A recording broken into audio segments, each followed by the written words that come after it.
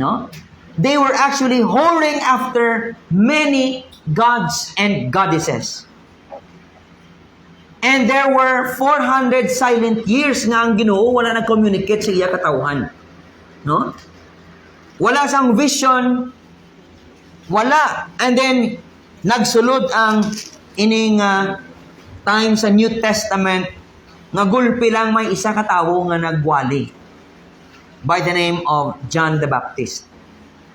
Kag nagpangwali siya sang repentance. Pag hinulsol, no? 400 years nga wala nag-communicate and Diyos sila through visions, no? Pagi sa iya nga mga propeta, 400 years, ang pinaka-last nga prophet sa Old Testament is John the Baptist. No, kagulpi lang sa eksena nagtuhaw si John the Baptist, nagwali sang paghinulsol. Kag hindi ka matingala nga paghinulsol gid ang mensahe.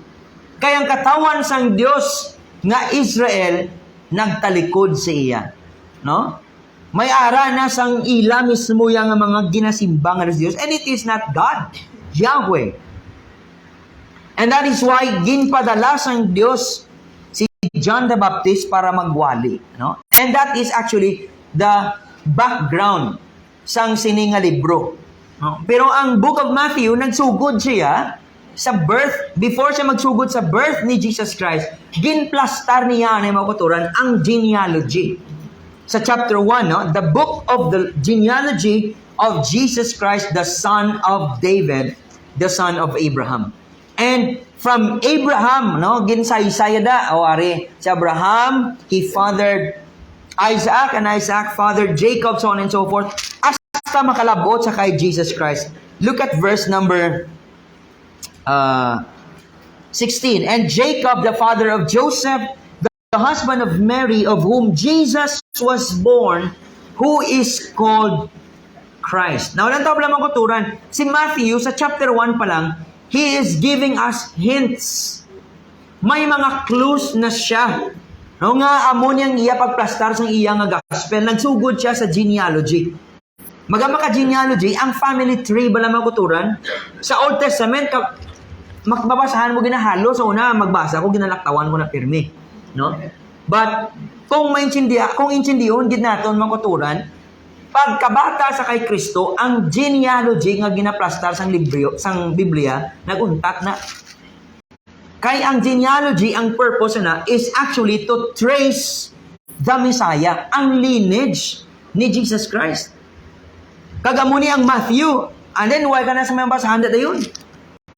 Amo ni genealogy ni Jesus Christ. Diri natapos no ang paghatag siyang account sang Bible sang genealogy kay gina-survey, ginalantaw ang lineage sang Messiah. Amo na ginambas sa chapter 1 verse 16. Si Jesus who was born sa kay Mary who is called Christ. No, maghambaga gani Christ, it means the anointed one. Kaga ang Christ mga kuturan is actually Old Testament na iya. No, Old Testament na. So ang mga Hudiyo mismo were waiting for the consolation of Israel. They were waiting for the Messiah. Pagbasa mo pa lang sa Isaiah chapter 40, gin-prophesy na ni Isaiah that God will be sending, no, from chapter 40 to chapter 55. God will be sending Messiah, deliverer nga mag-rescue sila. Pero at that time, ang panulok isang Israel nga daw sila na captive sa Babylon. Kung sino magaluwa sila from Babylonian captivity, pero ang gingamit pa na sa Diyos is si Cyrus. No? But looking forward, ang ginaplastar sa Diyos is that He will be sending His Messiah, ang magaluwa sa katawan sang Israel, no, from their enemies, and not just from their enemies, but from their sins. Malantaw ta nakaroon sa aton nga text. And then verse number 17 sang Matthew chapter 1 ang tawabla. So all the generations from Abraham to David were 14 generations, and from David to the deportation to Babylon 14 generations, and from deportation to Babylon to the Christ 14 generations. So about kay Kristo ni mga kuturan, nga ginsaysaya pa na halin to kay Abraham. No? Pero kung notice ninyo kagina nga aton nga scripture reading, Genesis 12, 1-3, and 2 Samuel chapter 7, 1-17. No? Actually, amo na ang mga significant nga mga passages about sa kay Abraham kag sa kay David. Lan tabla sa chapter 1 sang Matthew verse 1, the book of the genealogy of Jesus Christ, the son of David. Una, siyempre si David kaysa kay Abraham.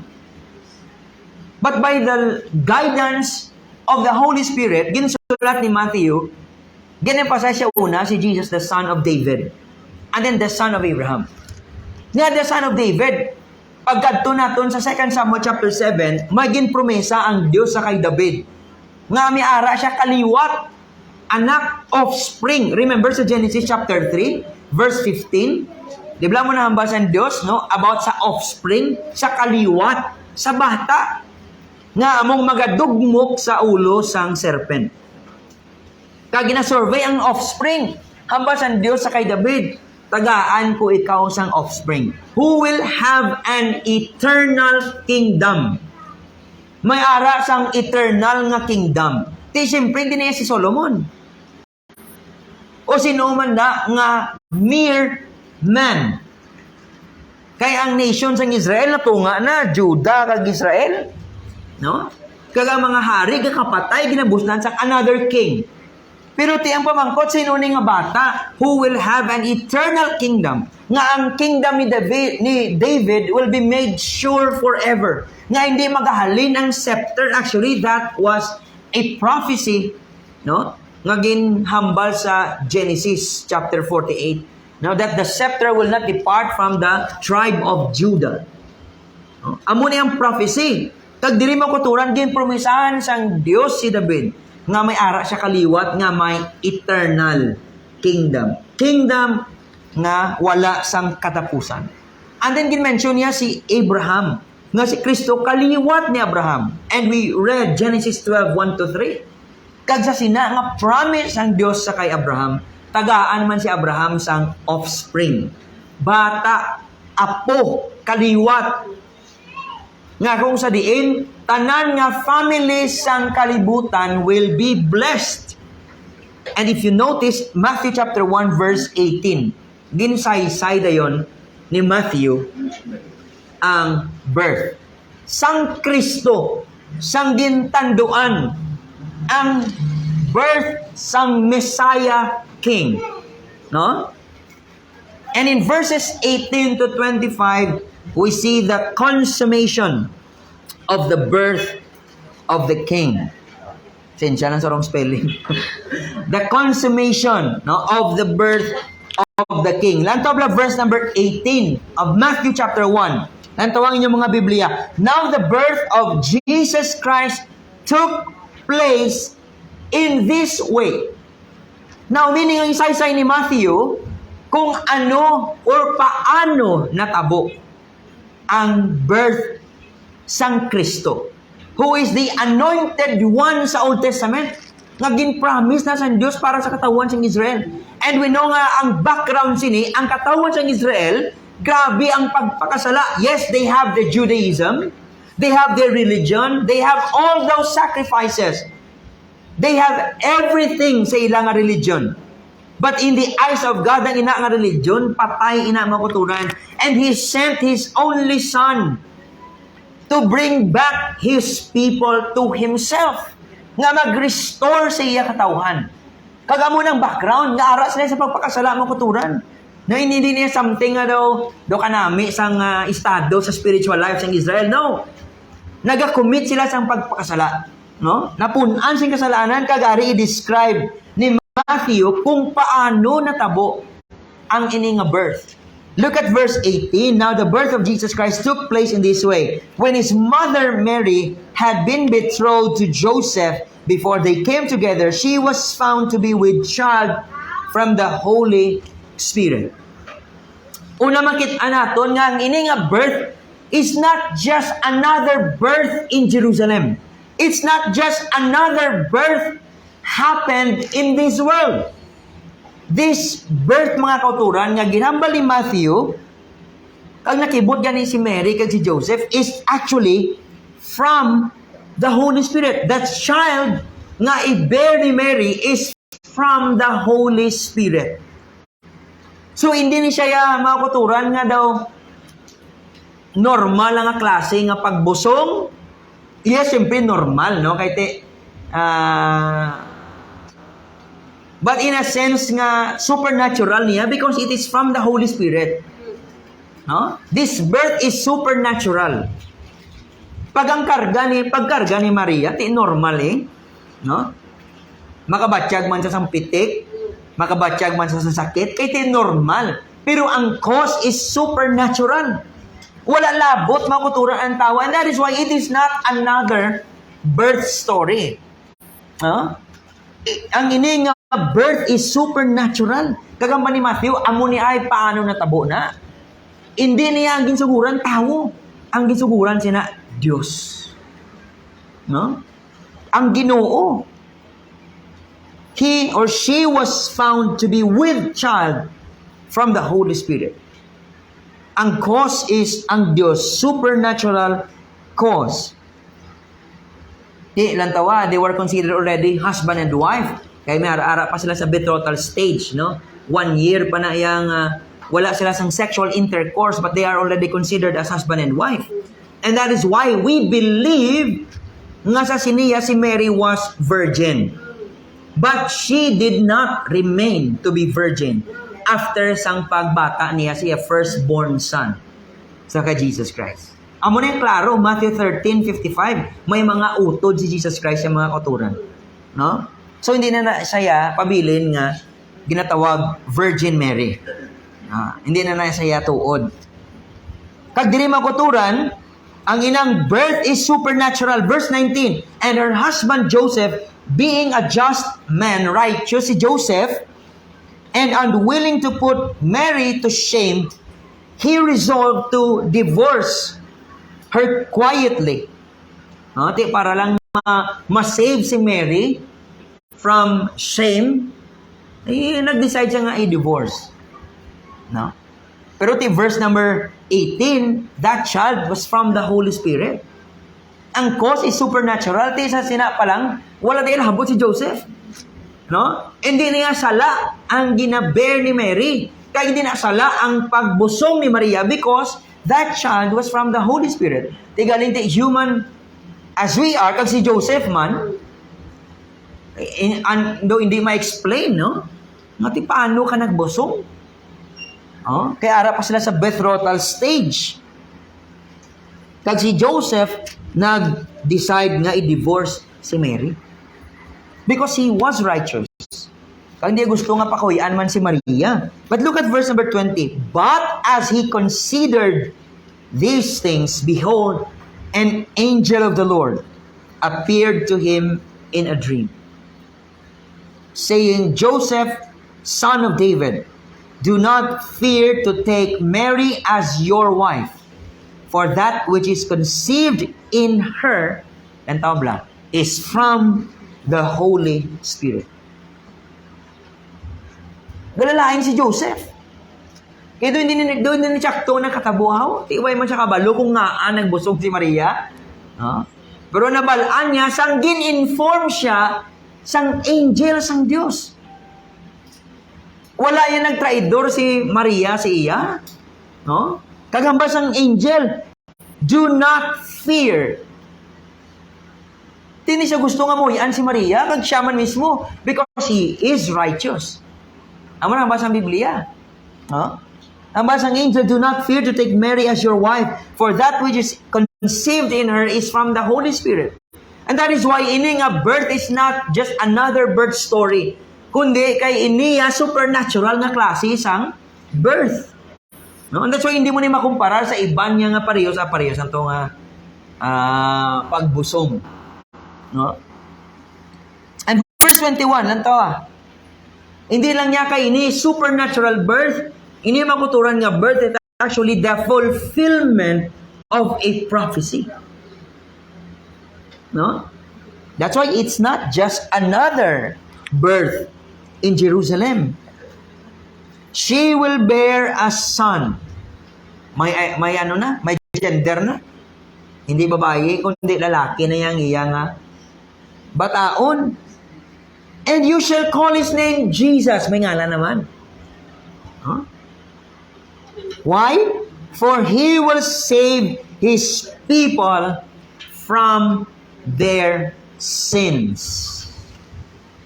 He will save His people from their sins. Ang ina nga birth is supernatural, kag ang ina nga birth is actually the fulfillment, the consummation of the prophecy. No? Nga gintagna na mga kauturan, nga matawag gid ang Kristo, ang Messiah, ang manluluwas. Kita mo ba sa angel, you shall call His name Jesus, for He will save His people. Not all people, but His people. Not from their enemies. Because that was the expectation of the Jews. That God will be sending them a deliverer, a Savior, who will save them from their enemies. But there is greater than their enemies. And that is sin. Kag amuna ya ang ginpadala sang Dios. Amuna ang klase sang manluluwas nga ginpadala sang Dios. Manluluwas sa sala. Nga ang sala amo ni ang nagdala sang kamatayon. Nga ang kamatayon nga hindi gid masolusyonan sang tawo. If you will read Genesis chapter 4, tanan nga tao nagkalapatay itong mga kuturan. Bisan 969 pa ang edad niya. Methuselah, 969, imagine. Iba na patay, 12 years old.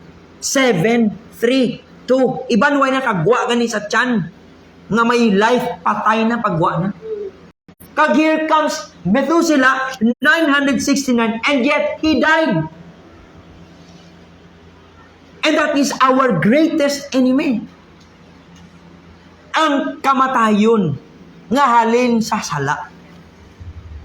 Kag ang Dios grabe gituod ang pagigugmay, no? Nga nagpadala siya sa manluwas, hindi nga para luwason lang ang Israel sa ilang nga mga kontra. Namely ang Roman Empire, kay under sila sa rule sang Romans. No? Kita mo pagkakadto ni Jesus sa pagsulod niya sa Jerusalem, ang triumphal entry, ang mga Diyo nagasinggitan sila, Hosanna, Hosanna, blessed is He who comes in the name of the Lord. I mean, isang Hosanna is save us now. Save us now from what? Ang ilang mindset niya from the Roman Empire, pero kibot sila din nagkadto si Kristo, hindi sa government. Dito siya sa temple. Kagintinduan ni Kristo ang templo. No? Because He came to be the Savior. Not just a Savior from their enemies, but Savior from sin. Amo naman kuturan ang dapat naton huna-hunaon as we celebrate this, mambaka, do ka common na lang, no? Do ka common na lang ang celebration, ang Christmas. Common niya sa Pinoy nga, September pa lang yan nga. May Christmas lights na, magakanta si Jose Marichan, tika-tika na. No, may gakanta na Jingle Bells. Sa Pilipino yan, no? Common na yung mga maka-Christmas. No? Pero dapat natin intindihan, kung ang pagsugod bala sa Christmas, pareho sila, the way we celebrate sila. Kag ano bala nga, may amuna nga celebration, para bala sa ano na. Amuna actually wala na intindihan sa tao. They are just celebrating just for the sake of celebration. At yung mamasa, okay, birthday sang manluluwas, pero mga birthday sang manluluwas, they were not actually, magambal ka nga daw ka, na-realize nila, kanaisindihan nila, nga sila makasasala, and they need Jesus Christ as their only Savior. Hindi mo na sa mindset ng tao, kita mo kung mag-abot terming Disembre, perming ara sa mindset ng tao, regalo ng mabaton niya. Kung di siya matagaan regalo, masunggod. No? Perti nga, grabe na ng bulig ko sila. Disembre, wala higit ko na dumduman. Walang tabla. Ang aton focus, lain na, ara sa bonus. No? Ang iba niya, gabukad sang kahita, may ara bonus na blaya, SM na blaya. May bonus nga ngalan. Pero hindi kwartaya, plastic lang. No? Tilay-lay na mo isang aton nga focus. No? Ara na sa ininom, ara sa pagkaon, ara sa palupok. Nga devoid na actually sa tutuod nga center sang Christmas. Nga mamal ka, wala na niya kapuslanan. Daw wala na ni, may meaning man. Pero hindi ang meaning nga ginahambal sa Biblia. No? Di para sila may meaning man ga celebrate man sila. No? Tanan pati bisan pigado may coke man may mga spaghetti man sa lamesa, ginutang lang para lang makaupod sa celebration. No? Ti kung jutay handa, ti lalain na wala mayo handa do. Pigado do kasubo. Wala ka naman nabaton nga bugas, wala ka man nabaton nga platito, pinggan, baso, hanger, do kasubo sang Christmas gift. Kalain pa kay nag-attend ko Christmas party, bo nga ako nabatonan pa. 100 lang giniya mo nga ako to dahil kay ginatag. 250. Yan nabaton kay 100 lang giniya. Kay nga nakit-an ko pa ni sa SM nga daan. Buy one take one pa ni. Na-calculate mo pa no? Bawion tanan ni Bla sa pagkaon ni Bla. 250 to daan ang amot ko. No? Wala na. O may take home ka pa? Wala na actually. No? Kung saan pa naglayo na kita mga kauturan. Ara na sa iban nga bagay ang aton focus. O mga ati, tanan alam tawa nyo i-post sa tanan sa Facebook na ang celebration sa Christmas with their family. Tito ka namin man na mga pamatian kay with their family. Pero paano gin-celebrate? Amo nang pamangkot. Hindi lang nga kayo upod ng pamilya mo. Kung mag-upod ka sa pamilya mo, ang kinuwala na yung thumbs up, oh very good, kayo upod ng pamilya mo. Hindi mo na iya. It goes deeper than that.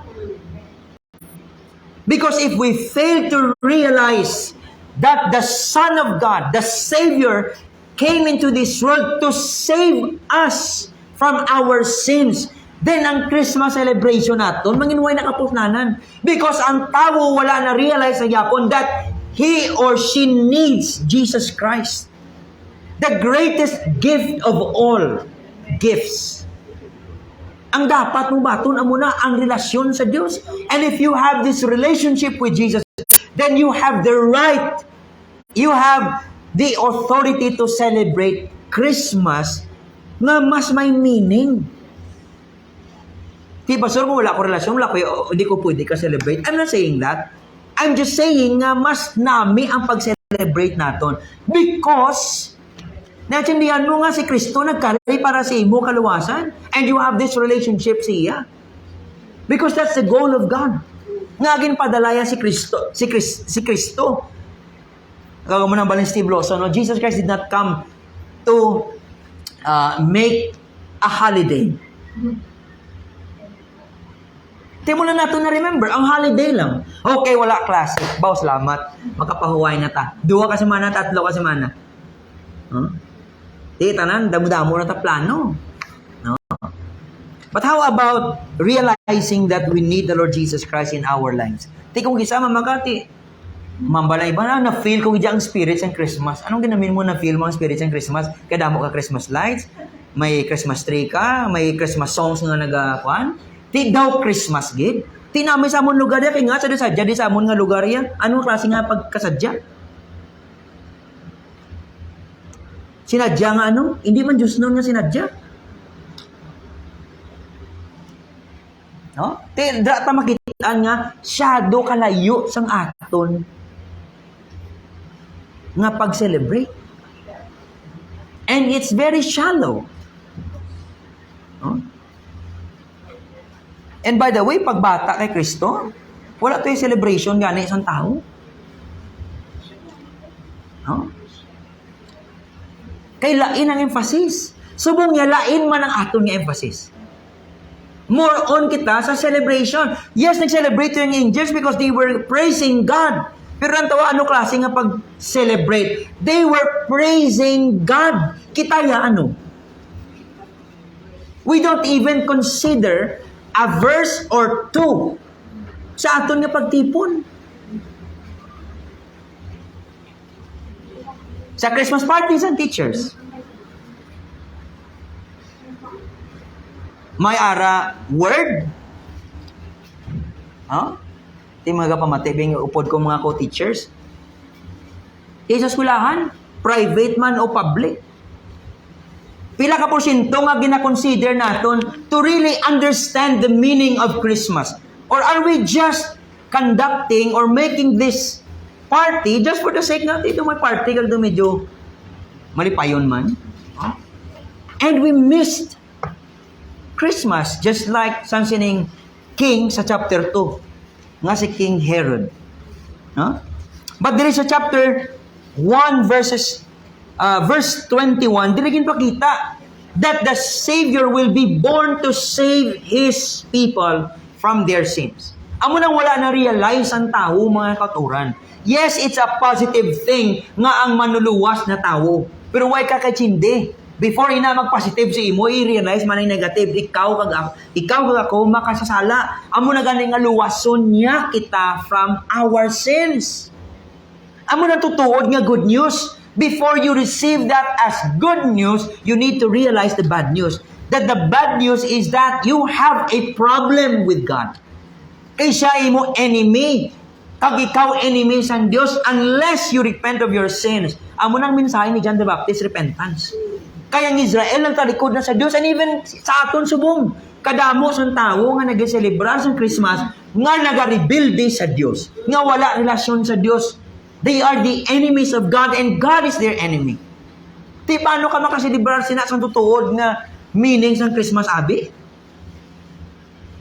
No? Ang mas kakilala pa kada Christmas si Santa Claus, hindi si Jesus Christ. Tiyang tao wala man nang ilaran, wala man sila kaplan ni Doblibon when they talk about Santa Claus. Pero abri lang Biblia mo kag i-share si Jesus kay do ka. Okay man na mag-costume sila sa Christmas party nga Santa Claus, pero istoryahin ba si Jesus da? Actually wala gani mo.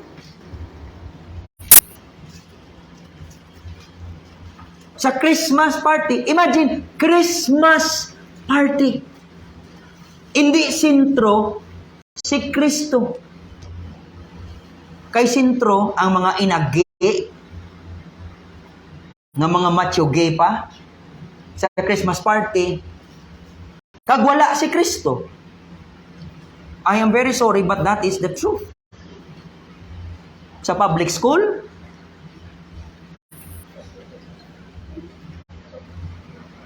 or bisan ano man nga klase nga Christmas party, kung wala mga kauturan si Kristo, you have missed the true meaning of Christmas.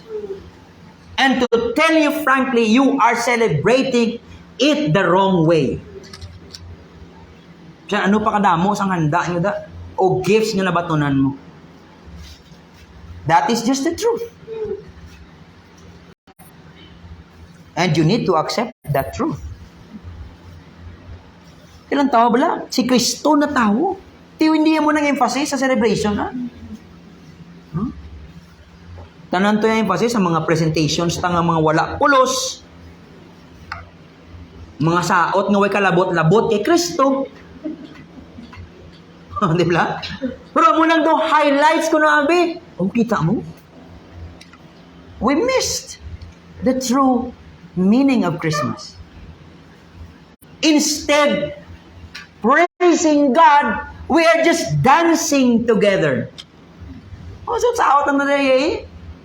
Ibigay mo na ang aming Christmas bonus. Pero man nga hataw ni Ma'am kag ni Sir mo.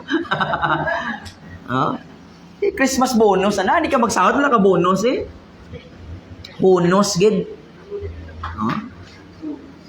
And that's just a sad fact sa aton subong nagrakatabo. Kasubo. Kung hindi ka mag-take part, do ikaw pang malain. Kung i-post mo ang Biblia, ikaw man malain. Bawi ka na lang sa inyong celebration eh. Bawi na natin sa aton Christmas celebration. Nga kabay pa, tutuod lang si Kristo among sentro. Di, kung isa, sentro man, pag hinubog. Ay, pastor, wala kami ang hinubog ya? Medyo tilaw-tilaw lang kami ya? Huwag mga kami ginubog, huwag mga kami kakalalamang da. Di, ambal sa Bible, ang ginawarningan sa Bible, drunkenness. may punto gina, pero kung pamangkuton ta ka sang purpose nga mainom ka, is it for the glory of God? Aman. Amo na daya ang crucial. No? Amo na ginadaya ang crucial. But nantawa sa verse 22, look at this. All this took place to fulfill what the Lord had spoken by the prophet. So minang ini nga birth is the fulfillment of a prophecy sa Old Testament. But no one ever expected that kind of birth. Hindi na na-comprehend sa tao mo ng kultural. Kita mo, bisan gani asta sa aton subong, we are still failing of that God's standard. We are still committing sin. The way we celebrate sa Christmas, kaya nga ito emphasis, lain-lain na. Hindi nga lain-lain, lain gidya. No? The real fulfillment of what the Lord had spoken by the prophet. Verse 23, Behold, the virgin shall conceive and bear a son, and they shall call his name Emmanuel, which means God with us. Quoting Isaiah chapter 7 verse 14 and chapter 8 verse 8. Amo nang ginambal sa book of Isaiah, pero that time, atakihon pa lang niya sa time ni Isaiah ang katawan sa Israel. No? Pero ang Diyos ay magaluwa sa ila. It's a long story, pero amo na siya. Pero may application mo na sa time ni Isaiah, pero hindi lang amo na sa time ni Isaiah, but it looks forward sa coming sang Messiah, who will be called Emmanuel, which means God is with His people. Tilang tama pala? Kung mag-celebrate ka sa Christmas, ang mamangkot, ang Diyos bala, kaupod naton? Oh? Kaya bisan sa program ginaton ito, do hindi ta pag-isalot ang Bible study. No? Wala. Even sang just a simple meditation of the Word of God. Wala. Zero. Di mambalkag na feel mo gid ang spirit sa Christmas. Kay sino spirit na?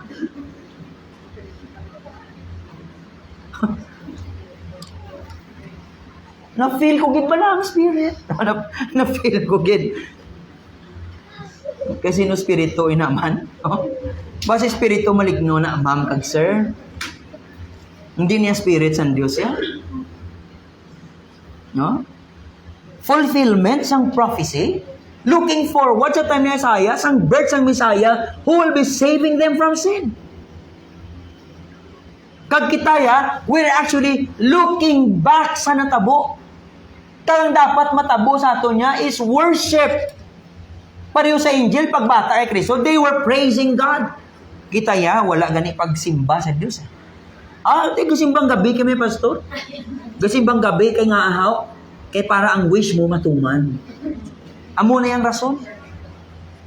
Kaga mga yung people, ng iba nga nagasimbang gabi, kuno, gasimbagid ka mo? Ato mo lang sagwa, sa una, ara si crush nila mo. No? Ara mo lang sagwa, sang simbahan ka, amo na, dulo mo sa mga piyo, kung nabi nag-attend sang simbang gabi ko, no? Pero galaya, lain pang mga motibo.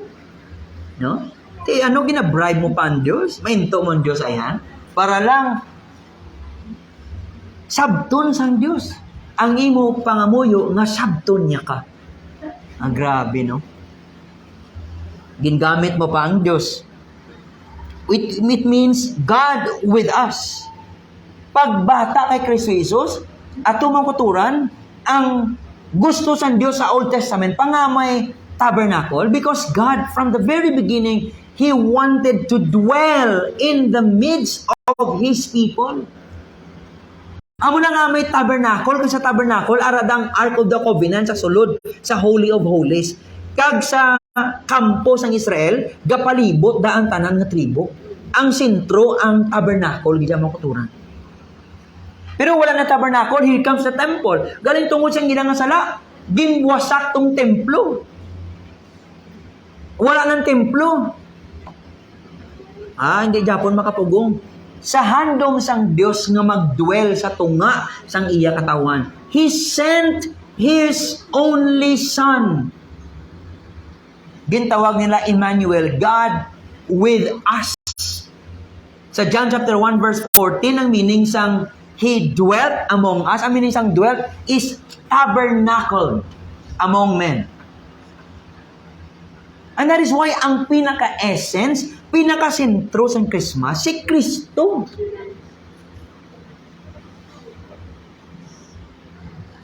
Pero ang problema, hindi siya ginasintro sa mga celebration. Unless, kung Christian gid kita, kagtotoo na nga aton pag-intindi, kaya di na madula yan. No? Si Kristo Jesus. Pero sa aton panimalay, amo na pamanggot. No? Tayo mamala, tayo kaya amo niya, pero may ginobra. No? Tayo kaya amo na, pero may ginobra, doesn't mean nga correct na siya. No? Amo na pamangkot, pero may mga kuturan. Sa aton ba lang ang celebration, ang Ginoo kaupod naton? Kay pagkari ni Kristo Jesus, siya mo na nakitaan sang katawan sang Dios. God with us in our midst. Di kita nag-celebrate sang Christmas, and kung wagi kita kahangop nga no? Di mo na nga wrong permi ang aton nga motibo, wrong ang aton nga pagselebrar. No? Wala mayo handa, ti galalain na taga daw may pigaw aton Christmas. Wala ka gift nga nabaton, pigaw ang Christmas mo. We are celebrating it the wrong way. What if wala ina ang mga bagay? Wala ang mga Christmas lights, wala ang mga Christmas decors, wala ang mga Christmas songs. How about wala ina? Can we celebrate Christmas? Yes. No? Kay pagsimba niya makuturon. Pagsimba sa Diyos. When Joseph woke from sleep, he did as the angel of the Lord commanded him. He took his wife, nag-obey si Joseph. Angel na ginag-assure nga daan siya. Atong ginabusong ni Maria is from the Holy Spirit. It's a supernatural birth. And that birth is actually the fulfillment of a prophecy. Di lang tawag bala. Madlo ka pa na yan, kwaon mo ang imo asawa as your wife, ma-divorce ka pa yan siya. Hindi na, siyempre. But he knew her not. Wala sang sexual intercourse until she had given birth to a son, and he called his name Jesus, because he will save his people from their sins. That is the consummation of that prophecy, ang birth sang Messiah King. And look at chapter 2, mga kuturan, the visitation of the wise men. Still connected sa gyapon sang birth ni Kristo, who will be saving his people from their sin. Kag ang pagluwas sang Messiah, mga kuturan, hindi lang sa isa ka people group, hindi lang sa Hudiyo, nga kaysa chapter 2, crucial man na mga kuturan, ang pagplastar ni Matthew sang iyang gospel, diragin, include niya ang story sang wise men, ang Magi. And by the way, they were not Jews. That is why ang Savior nga na tao is not just the Savior of the Jews, but He is the Savior of all people. Meaning, Hudiyo kag Hintil. Jews and Gentiles. Pagaluwason sa Diyos. And by the way, hindi mo na niyang samay sa Diyos. Sa time pa ni Abraham, pagambal sa Diyos, gaan siya offspring. Kag paagi sa offspring, He will bless, lang tawag bala, all the families of the earth. Di Hudiyo lang na? Hindi Ang Hudiyo lang na yan, nag-claim nga kami langgid.